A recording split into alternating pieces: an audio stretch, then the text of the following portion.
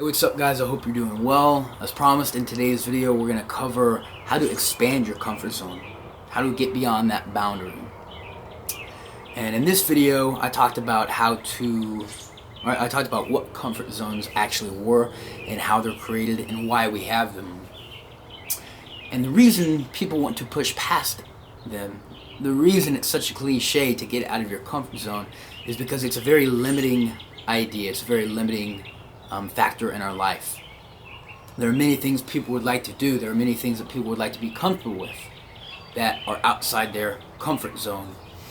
It's because people perceive these things with a certain level of uncertainty and anxiety. For instance, for some people it may be public speaking that may cause anxiety for them. For other people it may be meeting new people, right? Any scenario that makes a person a little bit uneasy because they have a perceived loss of control, right? And so in order to expand our comfort zone, in order to do these things that we were once scared to do, that we once were anxious of, is to actually experience a bit of anxiety, right? We literally have to rewire our brain because it has been trained to perceive these things as causing anxiety, causing worry. We're trained to be apprehensive about these things. It's a conditioned response. So what we need to do is recondition ourselves. And we do this through what is known as exposure therapy. And that's a word usually used for serious cases, such as people with high social anxiety. It's generally not a concept used for people afraid of public speaking, but it brings the same concept. You're exposing yourself to that situation that causes you fear, that situation that causes you anxiety, in an attempt to kind of rewire your brain to realize, hey, this isn't as bad as I thought it was, you know? I thought I was gonna die, but, I'm still here, I'm still breathing.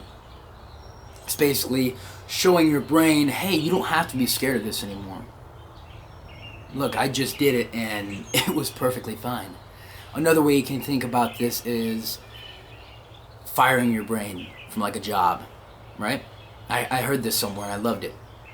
I forget, I don't know if it was in a book or I heard somebody talk about it. Because we essentially give our brain a job, right? When we want to worry about something or feel anxious about something. We're subconsciously telling our brain to worry about it. We're giving it a job. So retire your brain from that job. Tell them, hey, you no longer have to worry about it. That's kind of an illustration of how we can rewire how we perceive things and rewire how we think about things. And we do this by pushing on the boundary of our comfort zone and expanding it a little bit. In psychology, there's something, it's known as the optimal level of anxiety, or optimal anxiety, something along that line, or this idea that just the right amount of anxiety will help us push past these things, will cause enough arousal in order to push past these constraints we have. But too much anxiety will cause us to recede back into our comfort zone, right?